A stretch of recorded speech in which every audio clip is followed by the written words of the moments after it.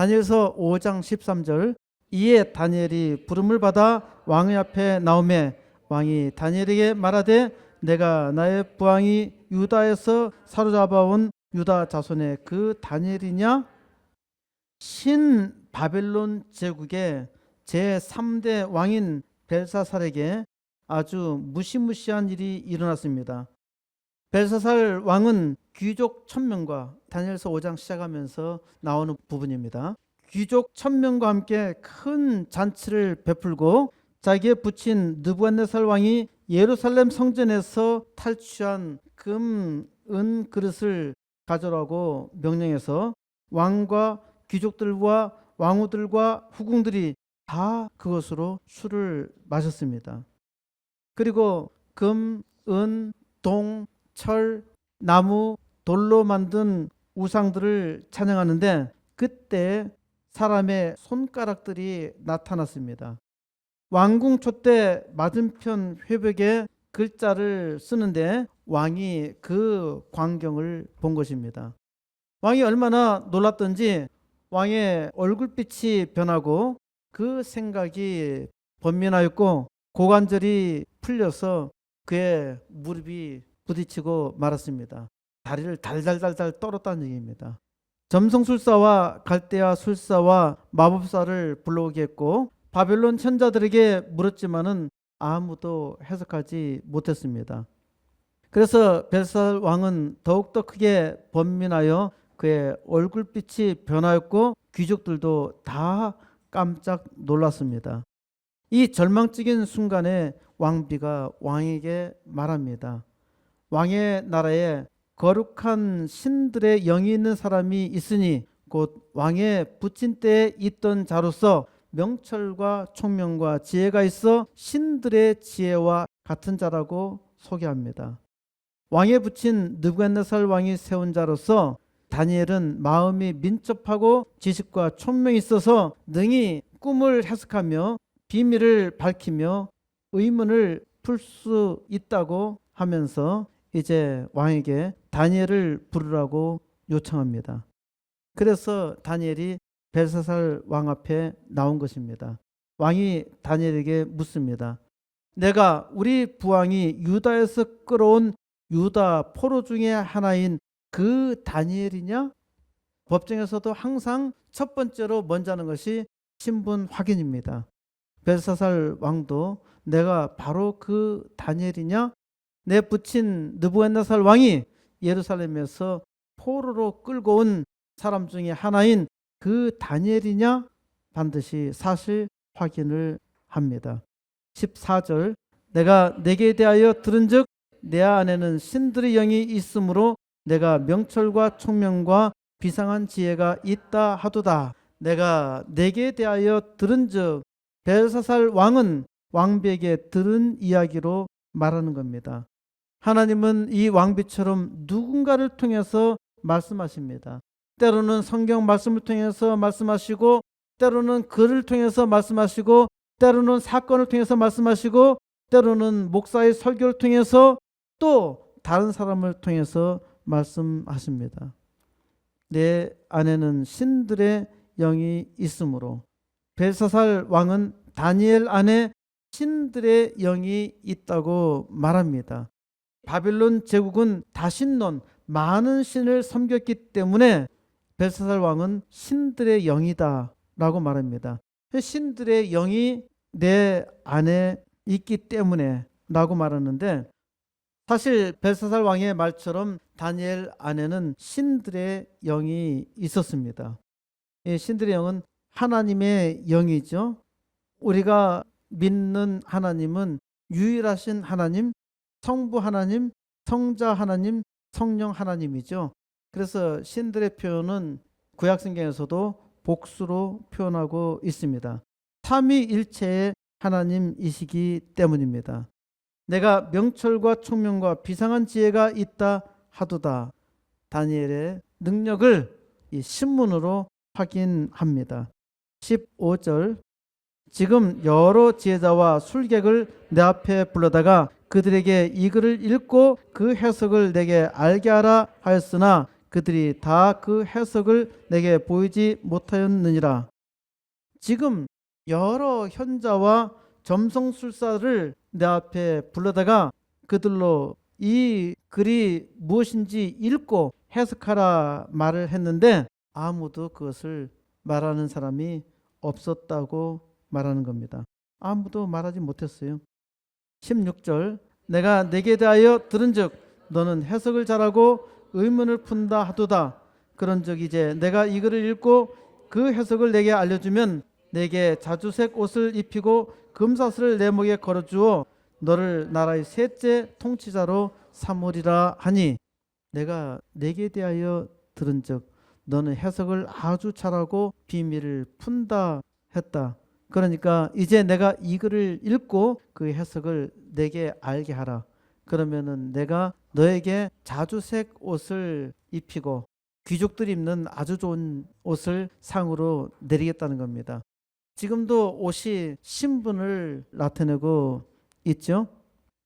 금목걸이를 내 목에 드리고 너로 하여금 나라의 셋째 통치자를 삼으리라고 말합니다.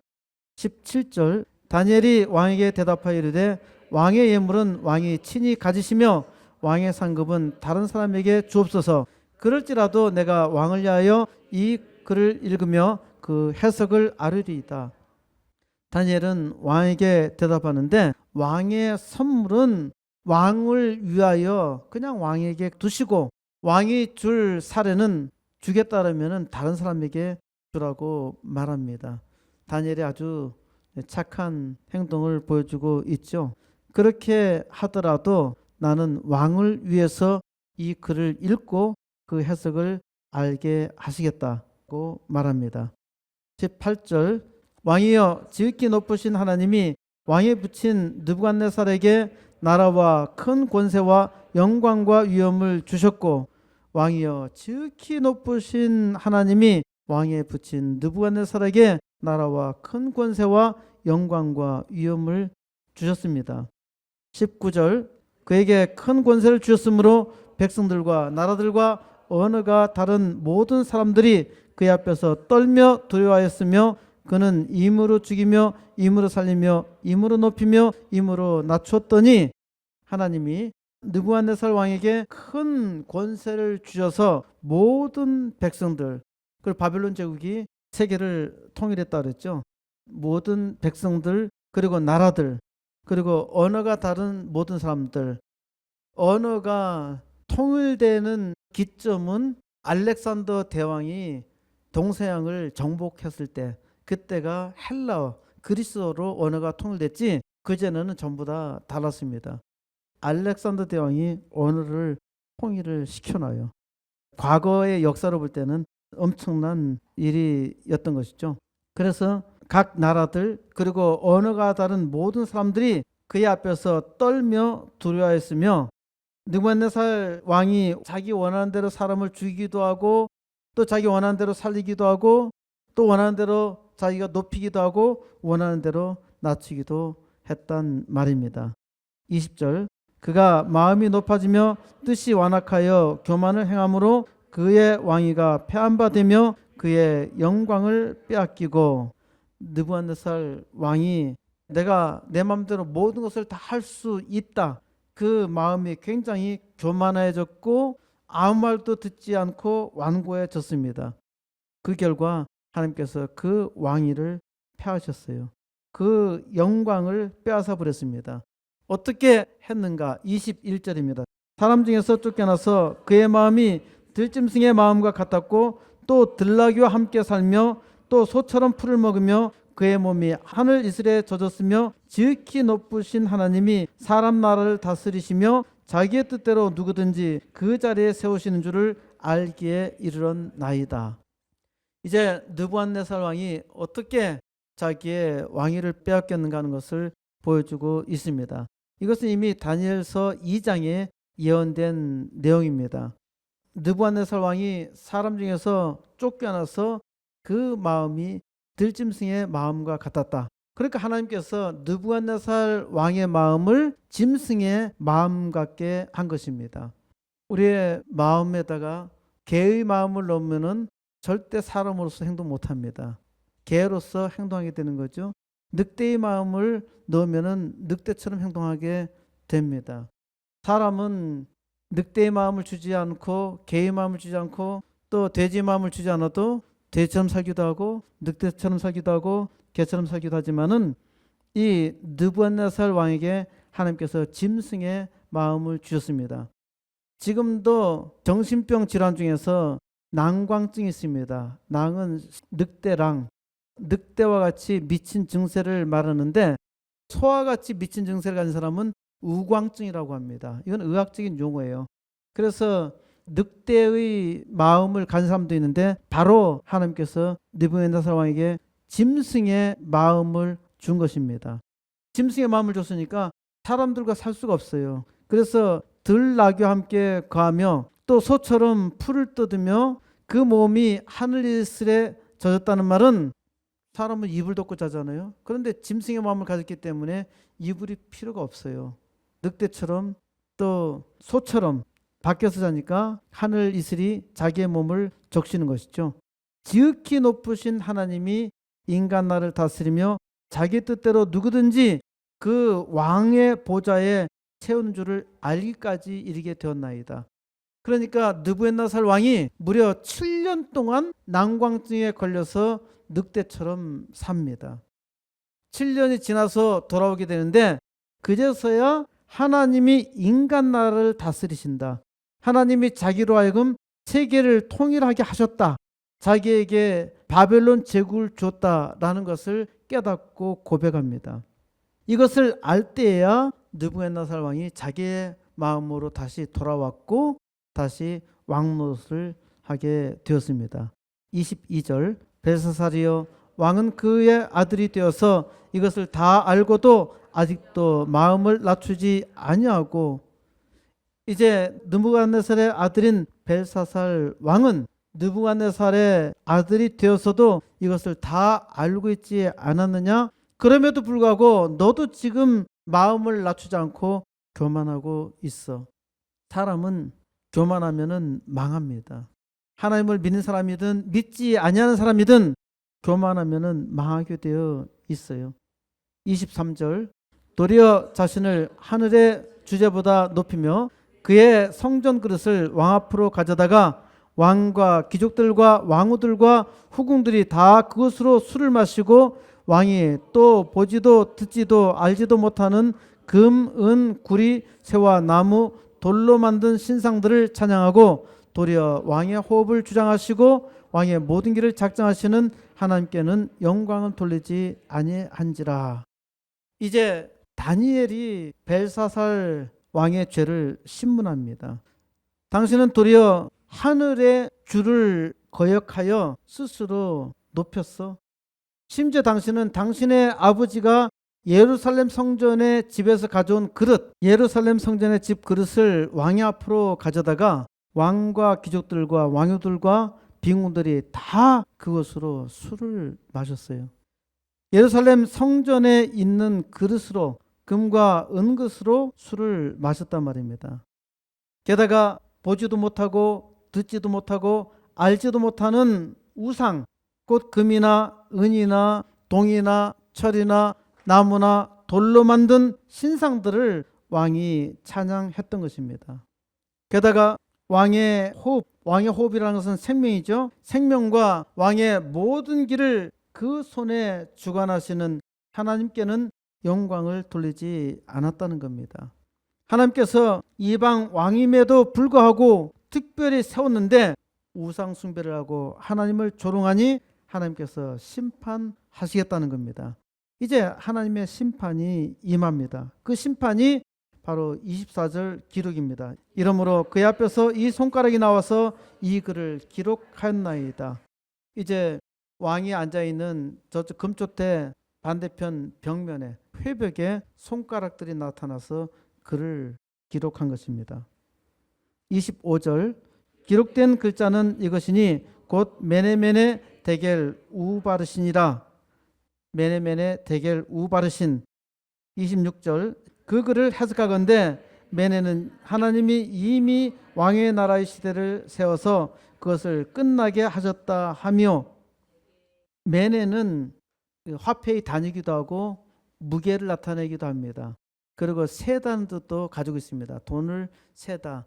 옛날은 무게를 달아서 돈을 세잖아요. 그래서 세다는 뜻을 가지고 있습니다. 그러니까 메네는 세다라는 뜻으로 보면 됩니다. 뭘 셌느냐? 하나님께서 이미 왕의 나라를 세워서 그것으로 끝나게 하셨다는 겁니다. 27절, 대겔은 왕을 저울에 달아보니 부족함이 보였다 하며. 대겔은 무슨 뜻일까요? 대겔은 무게란 뜻이죠. 대겔은 왕을 저울에 달아보니까 모자라다, 부족하다는 것을 나타낸 것입니다.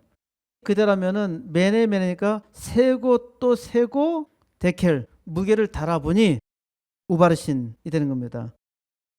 28절, 베레스는 왕의 나라가 나뉘어서 메대와 바사 사람에게 준바되었다 함이니다 하니, 우바르신이 형태에 따라서 베레스로 바뀐 겁니다. 베레스는 왕의 나라가 나뉘어서 메대와 바사 사람에게 준바되었다 하나이다. 그러면은 베레스는 무슨 뜻일까요? 나뉘다는 뜻이죠. 베레스는 둘로 쪼개다, 나누다는 뜻입니다. 베레스는 왕의 나라가 나눠져서 메대와 페르시아 사람에게 준바가 되었다는 말입니다. 그래서 베레스는 바벨론 제국이 나눠져서 메대와 페르시아 제국으로 넘어간다는 말입니다. 29절, 이에 벨사살이 명하여 그들이 다니엘에게 자주색 옷을 입히게 하며 금사슬을 그의 목에 걸어주고 그를 위하여 조서를 내려 나라의 셋째 통치자로 삼으니라.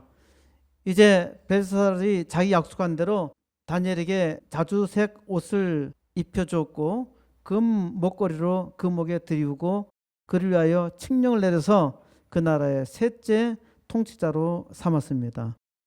30절, 그날 밤에 갈대아 왕 벨사살이 죽임을 당하였고, 그날 밤에 갈대아 왕이 바로 죽었어요. 갈대아 왕 벨사살이.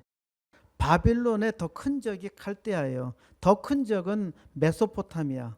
티그리스 강과 유프라테스 강 사이에 발달된 문명이 메소포타미아 문명입니다. 이 메소포타미아의 문명의 핵심 세력이 바벨론 제국입니다. 바벨론 제국은 원래 함무라비 법전이 있었던 구바벨론이 있고, 여기는 지금 신바벨론이에요.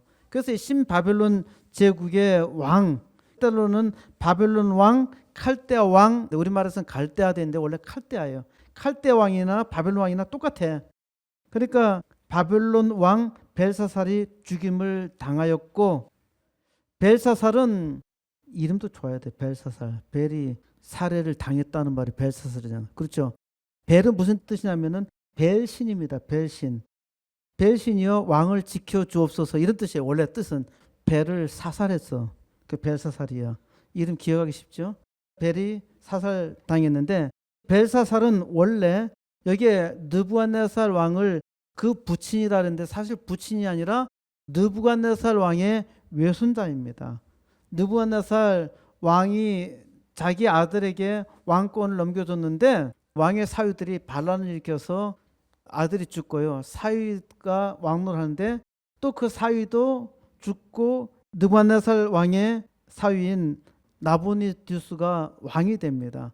왕이 되어서 페르시아하고 싸우는데 그의 장자인 벨사살을 섭정 왕으로 세웁니다. 자기 아버지가 지금 페르시아하고 전쟁하러 나간 사이에 자기가 지금 왕노릇하면서 예루살렘 성전에 금은 그릇을 가져다가 막 술 퍼마시고 우상을 숭배하고 노는데 갑자기 벽에서 손가락으로 글씨 쓰는 것이 나타난 겁니다. 글씨의 내용이 뭐라 그랬죠? 시작.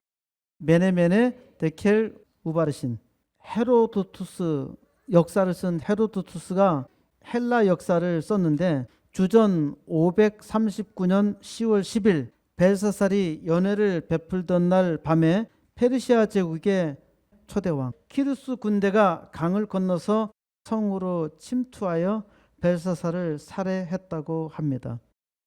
바벨론은 유프라테스 강에 수로와 운하를 만들어 가지고 도시를 가로질러서 흐르는 지형으로 바벨론 성을 만들면서 주변에다가 큰 도랑을 팠습니다. 해자라고 그러죠. 해자를 쭉 파가지고 못 들어오도록 했는데 성의 높이도 14m, 그리고 성의 크기도 길이가 18km, 굉장히 길죠. 18km. 그 다음에 긴 쪽은 72km까지 뻗어 있었다고 합니다. 성벽 위에는 4마리의 말이 끄는 마차가 멈추지 않고 비켜갈 만큼 성벽을 높이 만들었다는 거예요. 굉장하죠. 그런데 성벽의 도시 외곽이 이미 키루스 왕에게 넘어갔는데도 불구하고 그 사실도 모르고 춤을 추며 놀았던 겁니다. 그러다가 하나님의 심판을 받아서 벨사살 왕이 살해당합니다. 31절, 메대 사람 다리오가 나라를 얻었는데 그때 다리오는 62세였더라. 이제 재밌는 표현이 나와요. 바벨론 제국을 페르시아 왕이, 키루스 왕이 와서 바벨론 왕 벨사살 왕의 아버지를 죽이고 벨사살도 죽이고 정복을 했단 말입니다. 근데 31절 보면은 메대 사람 다리오가 나라를 얻었다 나옵니다. 다리오는 헬라어로는 다리우스입니다. 그러니까 메대 사람 다리우스가 나라를 얻게 됐는데 그때 다리우스의 나이는 62세였습니다. 자, 페르시아 제국이 나라를 이겼는데 바벨론을 이겨서 바벨론 제국이 페르시아 제국으로 넘어간단 말입니다. 근데 이때 나라는 메대 사람 다리우스로 넘어가요. 그러니까 지금 다니엘이 예언한 게 2개의 나라로 나눠진다 그랬잖아요. 그렇죠? 하나는 메대고 하나는 페르시아란 말입니다. 메대와 페르시아 2개로 넘어가요. 그 페르시아가 정복했지만은 페르시아하고 메대와의 관계는요, 아직까지도 잘 알려져 있지 않아요. 왜냐하면은 이때 역사적 기록이 빈약이기 때문에 정확하게 알 수는 없는데, 메대와 페르시아가 공존하고 있다가 이게 살짝 페르시아로 넘어가요. 어떻게 넘어가는지 몰라. 그러니까 세계 역사는 이집트 제국에서 아시리아 제국, 바벨론 제국으로 넘어와서 바벨론 제국이 다시 페르시아 제국으로, 메대가 잠깐 나왔다가 페르시아 제국으로 넘어갑니다. 세계 역사를 찾아보면은 메대라는 나라가 나옵니다. 메대 왕은 바로 다리우스였습니다.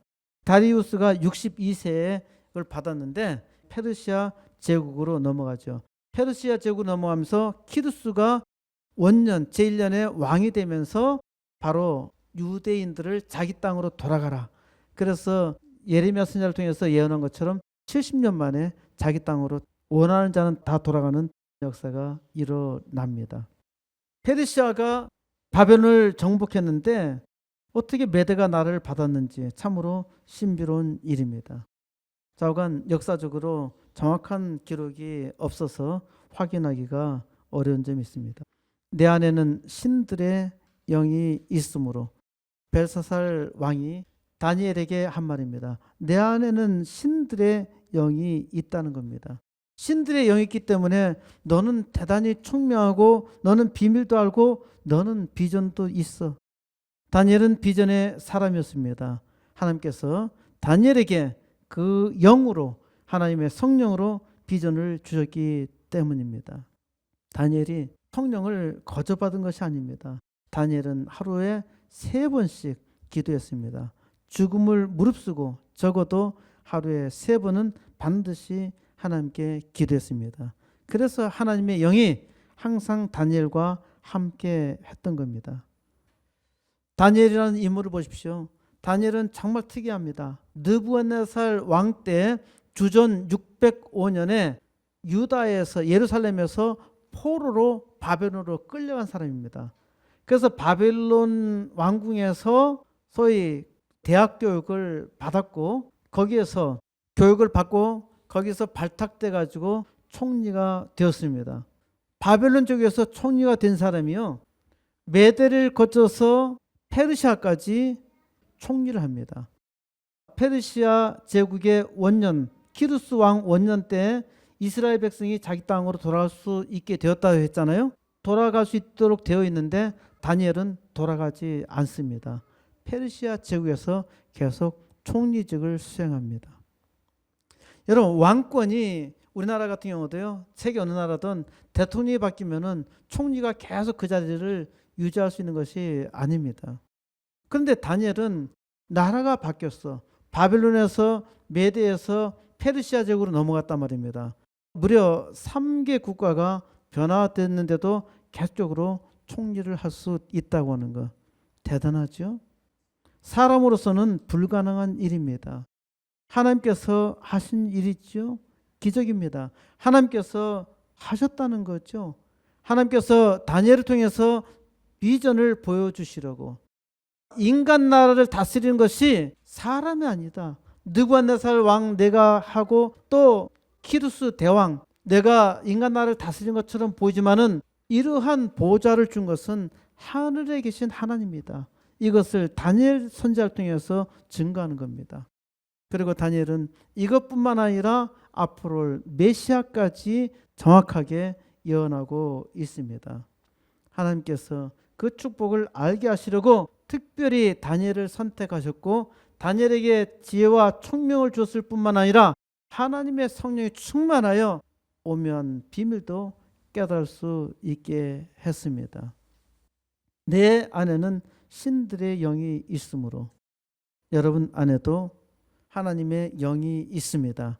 하나님을 믿는 사람은 누구든지 성령을 다 받았습니다. 그래서 하나님을 믿는 사람은 생각이 달라져요. 이제까지는 나를 위해서 살았는데 이제 하나님의 영광을 위해서 살아야 되겠다. 이제까지 자기 욕심, 자기 생각으로 살았는데 뭔가 하나님의 영광을 위해서 이 땅에서 선한 일을 해야 되겠다. 착한 일을 해야 되겠다. 하나님께서 여러분을 쓰시려고 또 여러분을 통해서 하나님의 기가 막힌 영광을 나타내시려고 하나님께서 여러분에게 성령을 주시고 그 성령을 통해서 꿈을 주시고 비전을 주신 것입니다. 이 땅에서 하나님의 놀라운 역사를 이루어서 하나님의 영광 나타내시려고 여러분을 특별히 선택하셨음을 믿고 나아가시기 바랍니다. 아직도 하나님의 비전이 보이지 않습니까? 하나님께서 나를 향하신 그 꿈이 무엇인지 알 수 없습니까? 기도하세요. 기도하면은 하나님의 비전이 보입니다. 하나님의 뜻을 이루기를 원하십니까? 적어도 하루에 3번씩 하나님께 기도하십시오. 하나님께서 여러분의 삶을 통해서 여러분에게 주어진 그 달란트로 특별한 역사 이루시기를 하나님께서 소원하고 계시며 하나님께서 여러분과 함께 또 코스모스 교회와 함께 이제 이 세상을 바꾸며 온 우주에 영향을 미치는 역사 이루시기를 우리 주 예수 그리스도의 이름으로 간절히 축원드립니다.